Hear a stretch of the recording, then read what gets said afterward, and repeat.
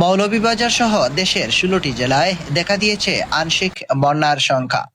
টানা ভারী বর্ষণ এবং উজান থেকে নেমে আসা পাহাড়ি ঢলের কারণে নদ নদীর পানি দ্রুত বাড়ছে।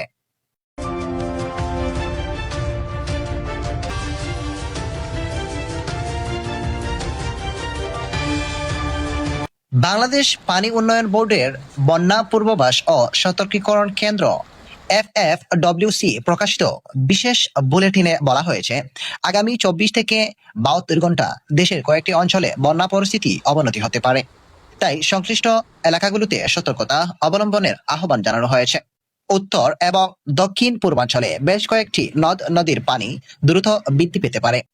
এর ফলে নদী তীরবর্তী নির্মাঞ্চল ও চরাঞ্চল সাময়িকভাবে প্লাবিত হওয়ার আশঙ্কা রয়েছে। এরই মধ্যে মৌলভীবাজার জেলার মনু নদীর পানি বৃদ্ধি পাওয়ায় নদীবর্তী এলাকায় মানুষ উদ্বেগের মধ্যে দিন কাটাচ্ছেন। বিশেষ করে নির্মাঞ্চল এবং প্রতিরক্ষা বাঁধ সংলগ্ন এলাকার বাসিন্দারা সম্ভাব্য বন্যার আশঙ্কায় পরিস্থিতি নিবিড়ভাবে পর্যবেক্ষণ করছেন। বন্যার ঝুঁকিতে থাকা জেলাগুলির মধ্যে উত্তর পূর্বাঞ্চলে রয়েছে মৌলভীবাজার, সিলেট, সুনামগঞ্জ, হবিগঞ্জ, নেত্রকোনা, শেরপুর এবং ময়মনসিংহ। দক্ষিণ পূর্বাঞ্চলে ঝুঁকিপূর্ণ জেলার তালিকায় রয়েছে চট্টগ্রাম, কক্সবাজার, বান্দরবান, খাগড়াছড়ি, ফেনী, নোয়াখালী এবং লক্ষ্মীপুর। এছাড়াও উত্তরাঞ্চলে তিস্তা অবিবাহিকার নীলফামারী ও লালমনিরহাট জেলায়ও সম্ভাব্য বন্যার ঝুঁকিতে রয়েছে। বন্যার পূর্বাভাস এবং সতর্কীকরণ কেন্দ্র জানিয়েছে, উজানে ভারী বৃষ্টিপাত অব্যাহত থাকলে এসব অঞ্চলের নদ নদীর পানি আরো বৃদ্ধি পেতে পারে।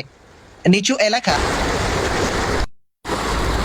নদী তীরবর্তী জনপদে স্বল্পমেয়াদী আংশিক বন্যার দেখা দিতে পারে।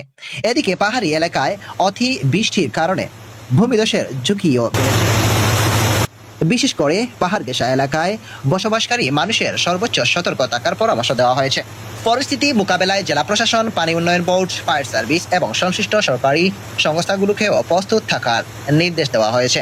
একই সঙ্গে স্থানীয় প্রশাসন সার্বক্ষণিক পরিস্থিতি পর্যবেক্ষণ করেছে। প্রশাসনের পক্ষ থেকে নদী তীরবর্তী ও ঝুঁকিপূর্ণ এলাকার বাসিন্দাদের প্রয়োজনীয় প্রস্তুত নেওয়ার আহ্বান জানানো হয়েছে। প্রয়োজনে দ্রুত নিরাপদ আশ্রয়ে সরে যাওয়া পরামর্শ দেওয়া হয়েছে।